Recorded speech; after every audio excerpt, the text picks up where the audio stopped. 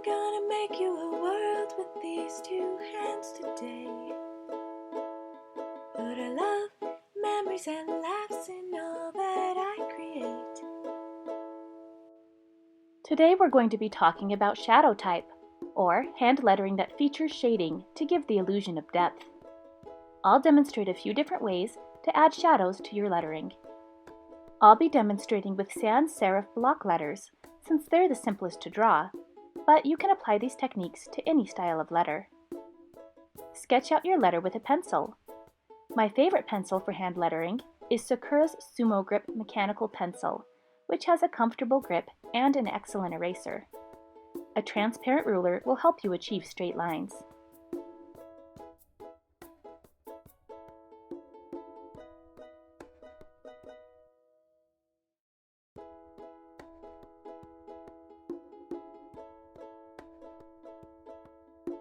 You may find it helpful to sketch a small lamp on your paper to aid you in visualizing the direction of the light.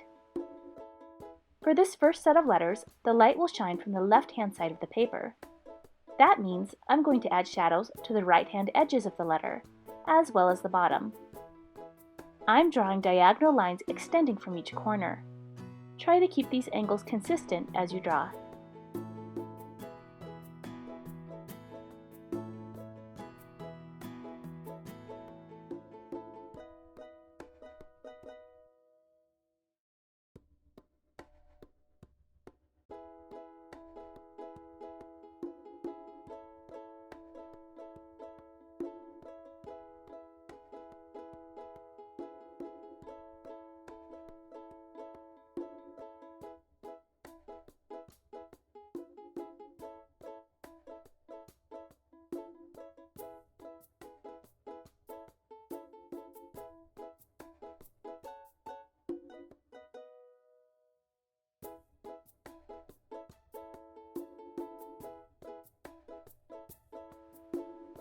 When drawing the shadow on a curved letter, ease into the curve with a crescent-shaped line that widens at the center point and narrows to blend into the letter at each end.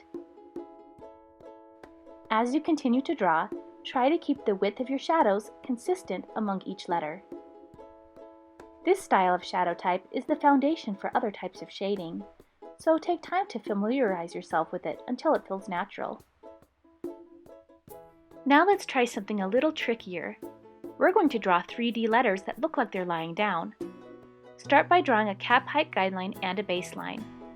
Then sketch a few diagonal lines from top to bottom, keeping the angle consistent. Don't worry too much about the spacing. We're just going to use them as a reference and can always draw and erase lines as needed.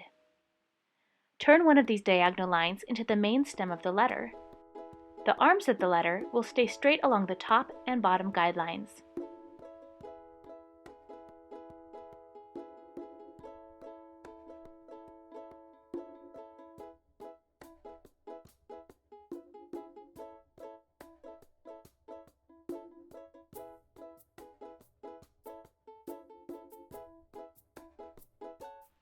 Starting at the bottom, extend the lines at the corners straight down. Do the same with the upper corners of the letter. Then attach the two with a diagonal line that parallels the diagonal stem of the letter. Extend lines straight down from the corner of each arm as well.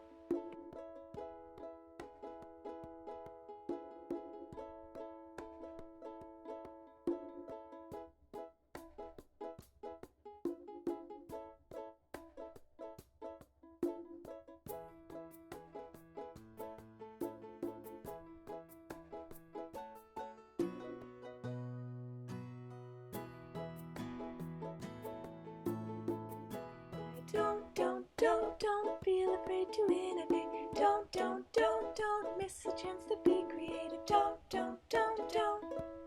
Try this at home.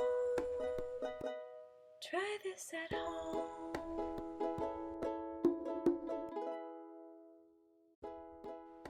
Ready to step it up? Let's try some curved letters that look as though they're curling up off the paper. For this H, draw two slightly curved stems.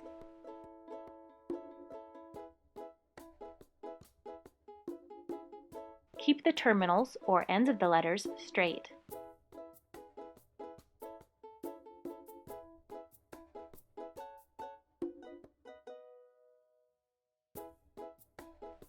The crossbar should be straight as well.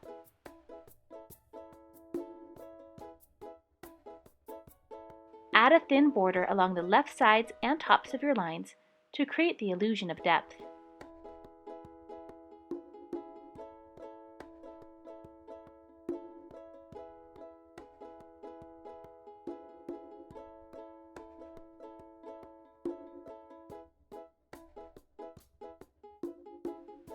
Move about a 1/4 inch down the stem of your letter and curve your line in the opposite direction of the letter's curves.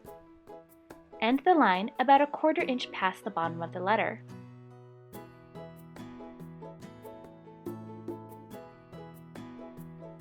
Don't shade the crossbar at all, as this is where the letter is resting. Slightly shade the upper stem of the letter to emphasize the curves.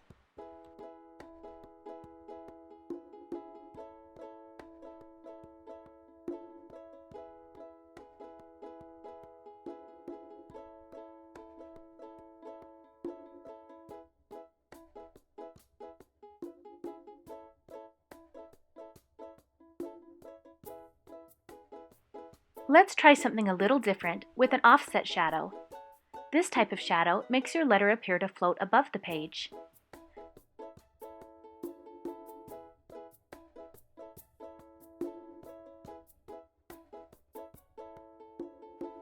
Space your shadow a slight distance away from the letter, placing the top of the shadow about a 1/3 of the way down the stem of the letter. Draw an exact copy of the letter and shade it in.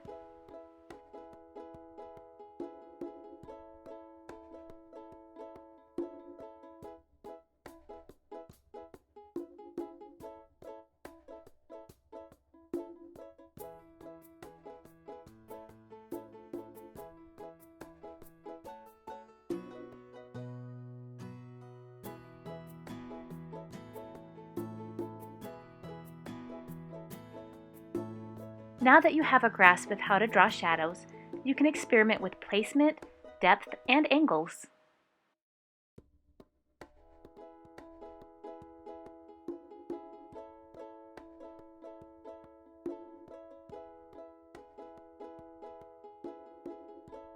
I like to ink my designs with a Pigma Micron pen. These come in a variety of colors and nib sizes. Continue to use your ruler as needed. Once your design is inked, erase the pencil marks. I've created a PDF featuring different varieties of shadow type. You can print it for free by clicking on the link in the video description. I hope this video helped demystify letter shading.